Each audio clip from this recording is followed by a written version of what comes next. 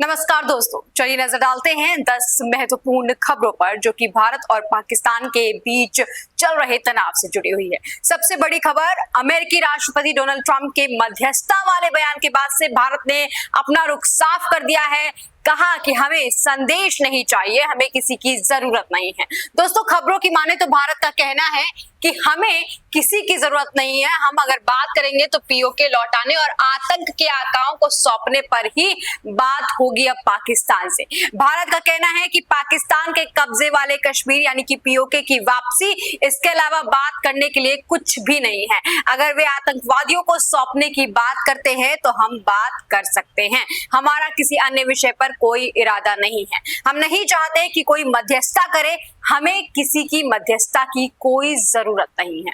अगली खबर पर बढ़ते हैं जो कि इसी से रिलेटेड है। दोस्तों, बात यह है कि अमेरिकी राष्ट्रपति डोनाल्ड ट्रंप के मध्यस्थता वाले बयान के बाद से भारत का जो गुस्सा है वो खौल गया और उसके बाद से विपक्ष का कहना है कि अमेरिकी राष्ट्रपति डोनाल्ड ट्रंप द्वारा भारत और पाकिस्तान के बीच कश्मीर मुद्दे पर मध्यस्थता की पेशकश के बाद से कांग्रेस समेत पूरा जो विपक्ष है वो नाराजगी जता रहा है। विपक्ष का कहना है कि भारत को कश्मीर मुद्दे का समाधान खोजने के लिए अमेरिका या किसी अन्य देश की हस्तक्षेप की जरूरत नहीं है। साथ ही ट्रंप को गंभीरता से मुद्दा समझने की नसीहत भी दी गई। मतलब साफ है दोस्तों कि पूरा विपक्ष जो है वो इस बयान के बाद से गुस्से में है। अगली खबर की ओर बढ़ते हैं। दोस्तों, खबर ये है कि डीजीएमओ ने कल एक प्रेस कॉन्फ्रेंस की, बड़ी प्रेस कॉन्फ्रेंस की और उसमें 5 प्रमुख बातें बताई गई। ऑपरेशन सिंदूर पर DGMO lieutenant general Rajiv Ghai, air marshal AK Bharti और वाइस एडमिरल एएन प्रमोद द्वारा आयोजित इस प्रेस कॉन्फ्रेंस में 5 जो प्रमुख बातें बताई गई है उस पर नजर डाल लेते हैं। सबसे पहले, कार्यवाही में 100 से अधिक आतंकवादी मारे गए। पाकिस्तान में 11 हवाई ठिकाने नष्ट कर दिए गए। पाकिस्तान की घुसपैठ के जवाब में भारतीय सेना ने भारी नुकसान पहुंचाया है। दूसरी बड़ी खबर, उच्च मूल्य वाले लक्ष्यों को समाप्त कर दिया गया है। यूसुफ अजहर, अब्दुल मौलिक रऊफ और मुदस्सिर अहमद। और तीसरी बड़ी बात, मल्टी एजेंसी इंटेलिजेंस के आधार पर 9 आतंकी शिविरों को खत्म किया गया है। प्रमुख जो लक्ष्य था वो बहावरपुर था, जो आतंकी प्रशिक्षण शिविर था, और मुद्रिके था, एक और प्रमुख आतंकवादी प्रशिक्षण साइट। ऐसे में भारत का जो रुख था वो बिल्कुल क्लियर था और इसीलिए एकदम सटीक निशाने के साथ उन आतंकवादी ठिकानों को नष्ट किया गया है।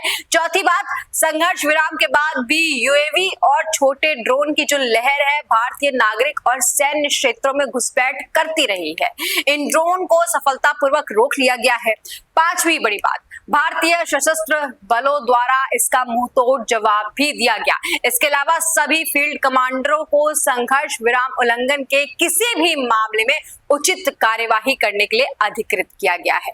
बता दें दोस्तों, भारत और पाकिस्तान के बीच जो सीजफायर हुआ था उसके करीब 25 घंटे बाद से रविवार शाम 6:30 बजे तीनों सेनाओं ने 1 घंटा 10 मिनट की ये प्रेस कॉन्फ्रेंस की थी। अगली खबर की ओर बढ़ते हैं दोस्तों, और ये भी जानना जरूरी है क्योंकि अगर बात हो रही है कि भारतीय सेना ने क्या किया और पाकिस्तानी सेना ने क्या किया, तो ये सब कुछ जानना बेहद जरूरी है। अगली खबर की ओर बढ़ते हैं। अमेरिकी राष्ट्रपति डोनाल्ड ट्रंप के बेटे ट्रंप जूनियर ने भारत पाकिस्तान के बीच हुए सीजफायर का क्रेडिट जो है वो अपने पिता को दिया है। खबरों की माने तो ट्रंप के बेटे पिता को सीजफायर का क्रेडिट दिया। कहा, अमेरिका की वजह से दुनिया सुरक्षित, पाकिस्तान में जश्न की रात, ऐसा बोला गया है। उन्होंने कहा कि स्मार्ट लोग बातचीत की टेबल पर हैं और अमेरिका की वजह से दुनिया एक सुरक्षित जगह है। इससे पहले पाकिस्तान के पीएम जो है शहबाज शरीफ ने भी ट्रंप की जमकर तारीफ की थी। पांचवी बड़ी खबर ये है दोस्तों कि लखनऊ में ब्रह्मोस यूनिट की शुरुआत की गई है। रक्षा मंत्री राजनाथ सिंह ने इसकी शुरुआत की है। रक्षा मंत्री का कहना है कि सेना की धमक जो है वो रावलपिंडी तक सुनाई दी है। लखनऊ में आज ब्रह्मोस मिसाइल यूनिट का शुभारंभ किया गया है। रक्षा मंत्री राजनाथ सिंह वर्चुअल तरीके से इस उद्घाटन कार्यक्रम में शामिल हुए और इसी के साथ मुख्यमंत्री योगी आदित्यनाथ भी कार्यक्रम में शामिल रहे। बता दें, 80 हेक्टेयर में बनाई गई BrahMos missile production unit 300 crore रुपए की लागत से तैयार हुआ है। इस यूनिट का निर्माण 3.5 ईयर्स में तैयार हुआ है और ऐसे में राजनाथ सिंह ने कल इसका उद्घाटन किया और साथ ही इसी में बड़ी बात यह है, इस उद्घाटन कार्यक्रम के दौरान ही मुख्यमंत्री योगी आदित्यनाथ ने बता दिया पाकिस्तान को भी, आतंकिस्तान को भी, कि आखिर इस ब्रह्मोस की ताकत क्या है। इस कार्यक्रम के दौरान मुख्यमंत्री योगी आदित्यनाथ ने पाकिस्तान को दो टूक कहा कि आतंकवाद कुत्ते की पूंछ है जो कभी सीधी नहीं हो सकती है, उसको उसी भाषा में जवाब देना होगा। अब यहाँ ब्रह्मोस बनना शुरू हो जाएगा। ब्रह्मोस मिसाइल की ताकत आपने ऑपरेशन सिंदूर में देखी होगी, अगर नहीं देखी तो पाकिस्तान वालों से पूछ लो कि ब्रह्मोस मिसाइल की ताकत क्या है। उन्होंने कहा कि आतंकवाद के प्रति प्रधानमंत्री नरेंद्र मोदी ने घोषणा की है कि कोई भी आतंक घटना अब युद्ध मानी जाएगी, और याद रखना, आतंकवाद को जब तक हम पूरी तरह नहीं कुचलेंगे तब तक समस्या का समाधान नहीं होगा। अब समय आ गया है इसको कुचलने के लिए।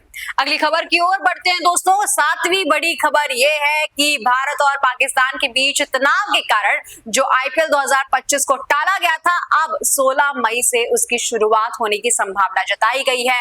फाइनल मुकाबला जो है वो 30 मई को खेला जाएगा। बीसीसीआई लीग को 30 मई तक बढ़ाने की योजना बना रहा है। बचे हुए मैच चेन्नई, बेंगलुरु और हैदराबाद में खेले जा सकते हैं। बीसीसीआई सूत्रों के हवाले से रविवार को यह जानकारी दी गई। अब बाकी 16 मैचों के लिए नया शेड्यूल जल्द ही जारी किया जाएगा। आईपीएल 2025 के तहत करीबन 74 मैच खेले जाने थे।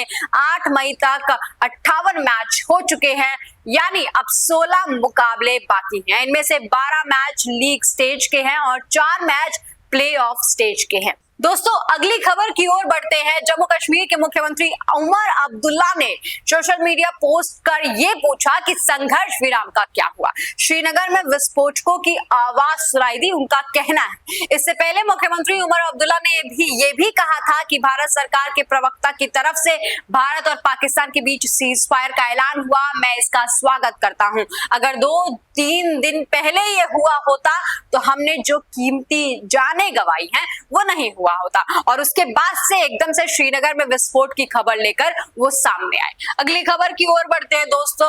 भारतीय सेना ने ये साफ कर दिया है कि श्रीनगर में कोई विस्फोट नहीं हुआ है, और इस खबर का लिंक जो है दोस्तों वो उमर अब्दुल्ला वाली खबर से जुड़ा हुआ है, क्योंकि उन्होंने श्रीनगर में विस्फोट होने का दावा किया था, जिसके बाद भारतीय सेना ने यह साफ कर दिया है कि कोई विस्फोट श्रीनगर में नहीं हुआ है।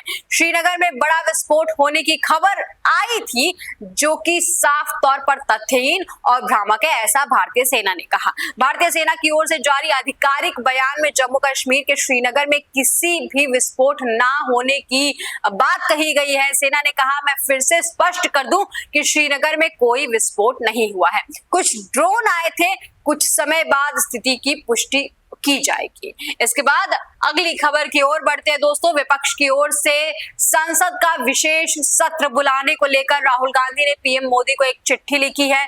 उन्होंने लिखा कि भारत के प्रधानमंत्री माननीय नरेंद्र मोदी जी, मैं विपक्ष के सर्वसम्मति की ओर से अनुरोध को दोहराता हूं कि संसद का विशेष सत्र तुरंत बुलाया जाए। लोगों और उनके प्रतिनिधियों के लिए पहलगाम आतंकी हमले, ऑपरेशन सिंदूर और आज के युद्ध विराम पर चर्चा करना बेहद जरूरी है, जिसकी घोषणा सबसे पहले अमेरिकी राष्ट्रपति डोनाल्ड ट्रंप ने की थी।